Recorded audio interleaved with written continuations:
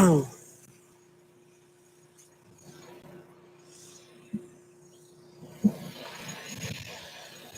everyone. My name is Andrew Brusso from Black Earth Compost. Today, we are re-recording the speech from the opening ceremony of the North Shore Regional Compost Facility here in Manchester, Mass, which is right behind us. During the event, we had a torrential thunderstorm downpour that cut out the internet, and so the only way to see it would have been to be there. But we want to share the event, so we're re-recording today. To set the stage, we just had a major downpour. It became deafening inside the building because it's a fabric building. And I reminded people that this is the reason we have a building, so that we can compost inside and not be affected by major storms. So I was in the middle of my thank yous. I want to thank Seaside Sustainability for putting together a grant to help put this facility together. I want to thank the USDA for believing in our project and granting us money through the Fertilizer Production Expansion Program, and there's more on that later. I want to thank the Manchester DPW, CMA Engineering, and all of our construction vendors. And finally, I want to thank our Black Earth team. You guys might not realize it, but each of us doing our thing each day makes the whole thing work and brings this big picture together, which I'm going to talk about. And that includes the back office folks, the collection drivers, the fabricators, the compost site workers, and the managers. We're a great team. And because of this project, we now have a strong construction team to build more of these facilities. And I especially want to thank Kurt for his hard work and knowledge. Clapping.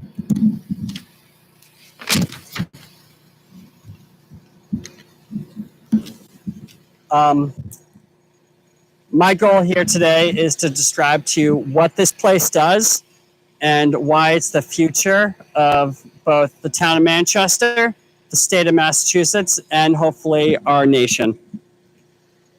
However, I'm going to start with a writing put together by an old friend, Rory O'Connor, who put it together from authors more famous than all of us. In the matters of human existence, the grave and sensible advice of Lewis Carroll to, quote, begin at the beginning cannot be heeded. We have no choice but to begin where we are, and where we are is in the middle. It's not given to us to stand on the far side of human space. We await in the waters. Our beginnings are not wholly our own. Our endings will most likely be beyond our control. We are the middle people. We are inescapably related to this mystery of who we are and where are we. So today, we are standing on top of a pile of trash on top of a wetland. This pile of trash my grandfather would rummage through 60 years ago to make toys for his kids. But today, we dedicate this space to food waste recycling for the next 30 years. Clapping. This project started in 2017 when Black Earth contracted with the town of Manchester to provide food scrap collection service. We were able to offer the town a very low-cost collection service if we could compost the food waste in town. We told the town that we needed a building in order to responsibly do the composting on such a small space. 7 years later, at no fault of anyone besides the regular machinations of society, we have a building. More clapping. The town of Manchester is now a first mover in managing their food waste. When this facility is at full capacity, the town won't pay for their food scrap collection service for the next 30 years. If and when the DEP bans food waste at the municipal level, maybe 2030, the town of Manchester is all set. In addition, Black Earth, we manage the town's leaf and yard area for no charge. Residents get free high quality compost. which they're picking up today. The facility can certify the destruction of invasive plants and animals, jumping worms, knotweed, all that. And Black Earth staffs the resident drop-off of recyclables, which is behind in that area. And I hope we can improve the service there. Electronics, still good stuff, textiles, batteries, etc. There's a lot of resources down there. So how does Manchester get all this? There's a couple key themes. Making space, using less fuel, sharing, and choosing the promise of composting to manage your municipal food waste. I'll get that later. What does this facility do? We take two wastes that cost municipalities money, food waste and yard waste, and we turn them into compost. What's compost? We'll get to that later. Our food trucks enter the building at the front. They dump inside. The compost sits in one of these bays and the tarp is down. And the aeration system keeps the compost airy and aerobic. The process air is treated through the biofilter, which is outside, which is actually there. And after 3 to 6 weeks, the compost goes outside, out the back, and the food's gone, and it's obtained pathogen kill and volume reduction. From there, we can cure the compost for use by gardeners, or we can send it out to agriculture immediately. And this is where it gets exciting. In late 2022, 1 month before we started construction, the federal government, through the USDA, put out a grant for the Fertilizer Production Expansion Program. What is that? The feds finally realized it's a national security issue that almost all of our fertilizer is imported from foreign countries where it's mined out of rock. Just like the elemental aluminum needed to make soda cans, which is mined from bauxite rock across the globe, the phosphorus in our bones and DNA, the nitrogen in our muscles, the potassium in our nerves was in a rock not too long ago. A machine extracted those elements from the ground. Large amounts of energy were used to process and refine that fertilizer, those fertilizer elements, and then it was put on a ship to travel across the planet to land in North America to be sold as fertilizer. The fertilizer then grew food that we ate. We are made out of rock mined from the earth. We get the elements needed to build new humans the same way we get iron and aluminum for your car. That's how it works in society right now. So the USDA's Fertilizer Production Expansion Program. Essentially, the federal government wants our country to develop domestic sources of the fertilizer nutrients: nitrogen, phosphorus, potassium, calcium, etc. Well, guess what's a large untapped source of those? Food waste. And where is it? Right here in the urban-suburban zone. Food waste coming out of these areas is like a never-ending fountain or a fire hose, however you like to look at it. I define the urban-suburban zone as inside Route 495 in our state. And we need to think of these urban-suburban zones as a resource for these fertilizer nutrients.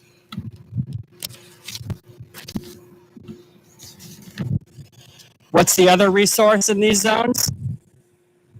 Carbon. It's in the form of yard waste and wood waste. The urban-suburban areas make a lot of yard waste. Rural areas, where the farms are, not so much. So yard waste is a resource that's uniquely plentiful to the urban-suburban area. What's the other source of carbon that we have here? It's in your hands. Most people had compostable cups, etc. Compostable packaging. It's made from plants, it's carbon.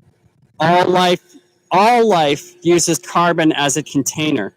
Humans also need containers, so it's not surprising that they also make them out of carbon. We should continue to do this but make those containers compostable. For example, all food contact packaging at the grocery store and all single-use plates, cups, etc. could be compostable. Beyond being a carbon supply for compost, this packaging adds porosity to our piles and makes the compost process work better.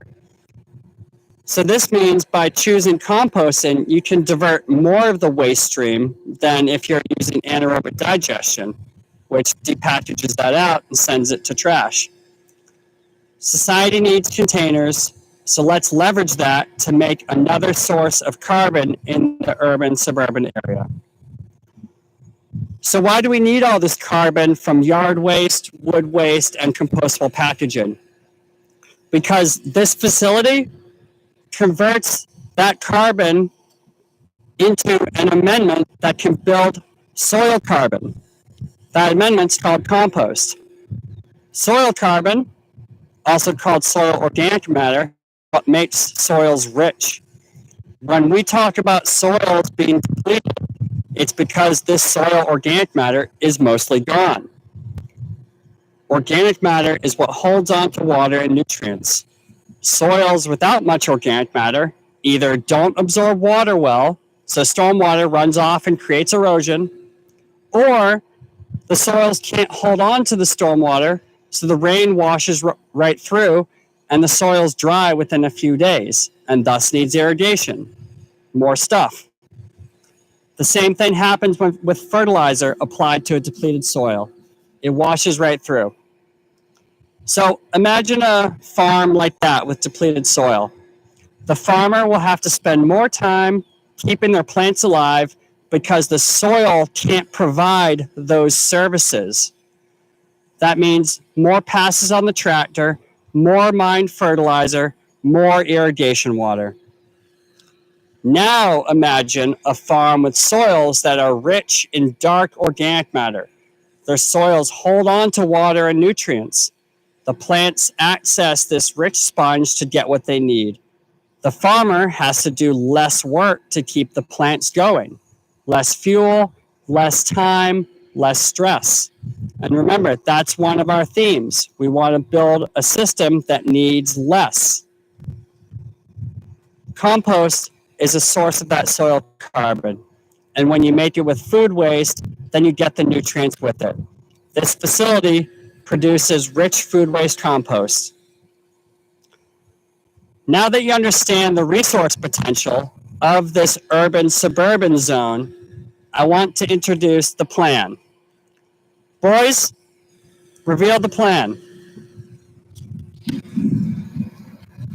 This is where Cody and Colin remove the sheet. So, and there's much clapping due to the theatric unveiling. So, this is the plan. We're going to make compost over here in the urban suburban zone on the right using the two resources we have, food waste and yard waste. Then we're going to send it back here to the rural areas to build soil and help farmers grow food. Then the food is sold back over to here, the urban suburban zone. This is a tight network called the regional food system. A strong regional food system makes our state of Massachusetts stronger. We are less dependent on farms on the other side of the country. We're less dependent on fertilizer mined from foreign soils. Rich soil means the farms are more resilient to crazy weather from climate change, drought and deluge. This plan we are proposing links the rural and urban, the red and the blue, in a system that each can be proud to participate in. This plan uses the resources that each area has. The rural areas have space and farming know-how. The urban suburban areas have food waste, yard waste, and compostable packaging. This is sharing, which again is one of our themes. This plan is for a decentralized network of compost sites in the urban suburban zone. Every 10 municipalities gets one of these buildings. That is great because it shortens the food scrap collection truck distance. avoids highways, and doesn't contribute to traffic like large centralized facilities would. Less fuel, that's a theme. And if electric trucks is the direction society wants to go, this model works great for it because of the short distances. We only need trucks with regular sized batteries since we're not driving across the state.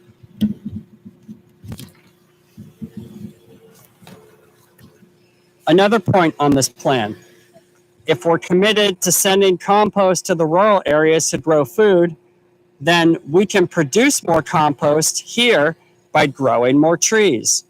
When we keep our suburban streets cooler with more trees, then we need less electricity for air conditioning. Again, the theme, less fuel demand. Another point, the purpose of food waste recycling is to get the nutrients back to agriculture. This plan is the least fuel way to do that. When food waste is depackaged, you have to add water, then truck all that food waste out to the rural area. With this plan, we do the processing here in the urban suburban areas to get the finished product. And that finished product, the finished compost product, is half the size because composting reduces volume. Now we have half the volume of material to send out to the farms. That's less fuel and less trucks than trucking the food waste and yard waste separately. Again, less, it's a theme. Less, it's a theme for society. The USDA grant helps us jumpstart this plan. We made a commitment with the grant to send compost to farms at a subsidized rate to get them started to see these benefits. This is how we jumpstart the sharing. If anyone knows farms that would be interested in participating over the next 3 years, please let us know. We will prioritize farms that are growing food. This plan is achievable because it's not even that expensive. For example, one high school costs about $50 million. With that money, we could build 25 of these facilities across the state. All we really need is space. We are grateful that Manchester saved a space for waste. This is sharing. A word of warning to municipalities, don't let residential encroach on your municipal land. A word to the state, don't let 40B projects turn far-flung regions of towns into residential. We need to remember to leave affordable space for not only the commercial and industrial ideas of today, but also the ideas of tomorrow. Because once land turns residential, it never turns back. We have choices to make in the next few years. A lot of the grocery stores, large restaurants, food processors, and other large food waste generators are already going to anaerobic digestion. However, municipal food waste is largely untapped and is looking for a home. Composting is best suited for this feedstock because it contains a lot of bones, rinds, plate scrapings, corn cobs, and stuff that would get depackaged out and go to the trash. Composting is the place for municipal food waste, and it can be done in small facilities like this. This facility is designed to exist in places where there are neighbors and there is very little space. Black Earth has developed the team, the collection model, and now the composting model to make this a reality. I urge you to choose composting for municipal food waste. We can build out this plan. The promise of composting is to treat the food waste and yard waste as a resource of carbon and nutrients to grow new food. Let's make our towns, states, and the whole country more self-sufficient with this plan. In doing so, we reduce the total fuel and fertilizer we need to extract from the rest of the world. I believe that this will nudge us a little bit closer to world peace and healthier soils and humans back here at home. Thank you.